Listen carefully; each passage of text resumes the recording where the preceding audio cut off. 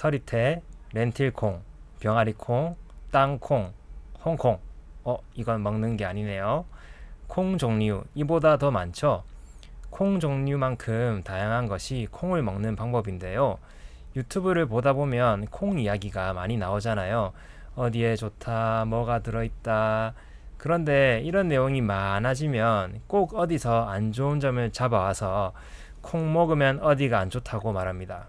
아무리 저 구석에서 콩의 안 좋은 점을 끌고 와도 발암물질인 술이랑 담배, 혈당 스파이크를 야기하는 정제 탄수화물보다는 덜 위험해 보이는데 말이죠. 그러니까 일반적인 범주에서는 성분으로서 콩은 크게 걱정할 것이 없다는 말입니다.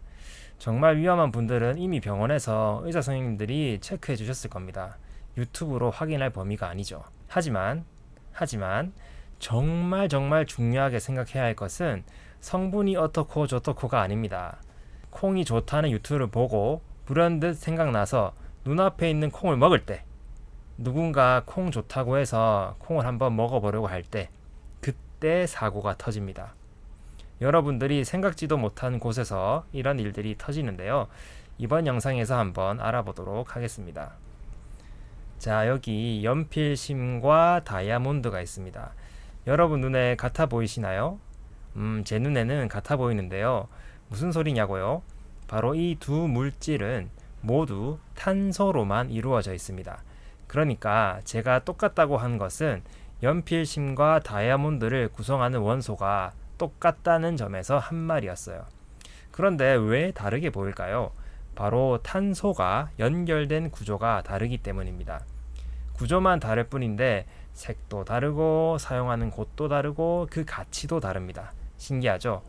콩도 마찬가지입니다. 이것을 어떻게 먹느냐에 따라, 그리고 무엇과 같이 먹느냐에 따라 몸에 해롭지 않게 먹을 수도 있고 갖은 불편함을 느끼면서 콩을 먹어야 될 수도 있습니다. 콩을 바라보는 관점을 세 가지로 나누어서 설명해 드릴게요. 첫 번째로는 콩의 주성분인 단백질에 집중해 볼 것이고요. 두 번째로는 콩과 수분의 관계에 대해서 살펴보고, 마지막으로 콩과 함께 먹는 것에 집중해 보겠습니다. 어떻게 하면 건강하게 콩을 먹을 수 있을지 한번 살펴봅시다. 첫 번째, 콩의 주 성분인 단백질. 단백질은 우리 몸을 구성하는 데에도 필요하고 호르몬을 만들어내는 데도 필요합니다. 그런데 이런 단백질을 유독 소화하기 힘든 분들이 있습니다. 양을 적당히 먹을 때는 괜찮은데 내 소화 능력 밖의 양을 먹을 땐 쉽게 가스가 차고 더부룩해지기 쉽죠. 가끔은 단백질이 많이 함유된 음식을 먹고 바로 화장실을 가시는 분들도 있습니다.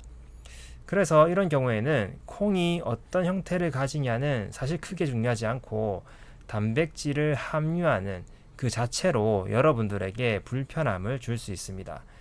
그래서 나에게 알맞는 양을 찾는 것이 관건입니다. 경험상 이 정도 먹으니 괜찮더라 라는 기준을 각자가 세워야 하죠. 저와 같은 유튜버가 정해주는 것이 아닙니다. 두 번째로는 콩과 수분의 관계입니다. 콩을 먹는 방법 여러 가지가 있죠. 가장 딱딱하게 먹는 방법은 아마 생땅콩이나 볶은 땅콩을 먹는 것이고, 그리고 부드럽게 먹는 방법은 두부로 먹거나 콩물 또는 두유로 먹는 방법도 있을 겁니다. 얼마만큼의 수분과 함께 먹느냐도 여러분에게 상당히 중요합니다. 예를 들어 볼게요. 유튜브 보니까 콩이 좋다던데 한번 먹어볼까? 라고 생각했는데 때마침 눈앞에 볶은 땅콩이 보입니다. 계속 손이 가잖아요. 맛도 있고, 그래서 한 개씩 두 개씩 먹다 보니 갑자기 이가 아파옵니다. 치과에 갔더니 이에 금이 갔다네요. 이런 일 없을 것 같죠? 하지만 실제로 존재하는 사례입니다. 우연히 땅콩을 먹다가 이가 약한 쪽으로 꽝 하고 씹었을 때 이가 깨지는 경우가 더러 있습니다. 이러면 통장 잔고도 깨지기 쉽죠.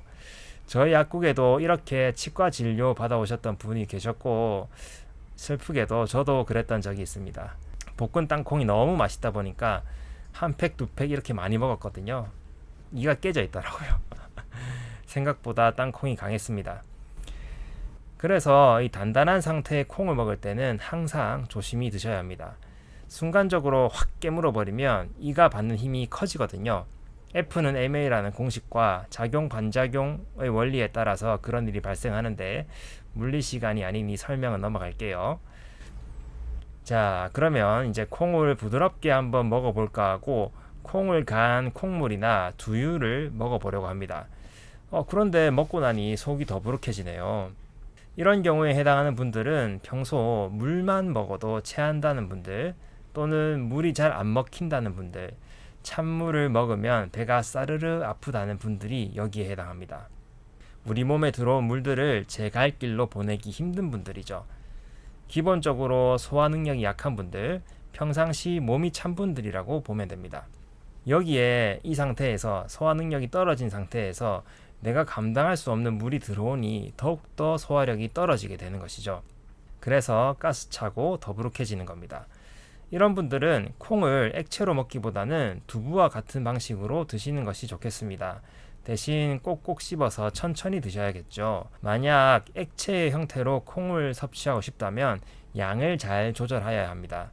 나에게 맞는 양을 찾아서 또는 나에게 맞는 마시는 속도를 찾아서 나눠 마시든지 적게 마시든지 하셔야겠죠. 자, 이제 그럼 약사님 말대로 두부로 섭취를 해볼까 했는데 두부를 먹고 난 뒤에 갑자기 설사가 나오네, 변이 무르네, 이건 또 어떻게 된 거야? 하실 수 있습니다. 고형의 두부를 따뜻하게 먹느냐 차게 먹느냐의 차이가 또 발생합니다. 뭐든지 차면은 위장에 좋지 않습니다. 앞에서 말씀드렸던 소화력이 약하고 몸이 차신 분들은 더욱더 그렇죠. 그래서 두부를 먹더라도 이런 분들은 따뜻하게 데워서 드시는 것이 좋습니다. 자, 마지막으로 콩과 함께 무엇을 먹을 것이냐, 이 부분은 콩이 딱 오해받기 쉬운 대목입니다. 콩이 문제가 아니라 같이 먹었던 그 무엇이 문제였는데 콩이 덤탱이를 쓰는 경우죠. 콩국수를 예로 들어볼게요. 콩물은 괜찮은데 콩물과 면이 있는 콩국수는 먹기 힘들다는 분이 있을 수 있습니다. 그 이유는 밀가루로 된 국수를 소화하기 힘들어서 콩국수를 먹고 불편함을 호소할 수 있기 때문입니다. 그리고 콩으로 만든 된장, 그것으로 만든 된장찌개 또는 콩비지로 만든 찌개, 이런 것들을 먹을 때 양념이 많이 되어 있다면 짜겠죠.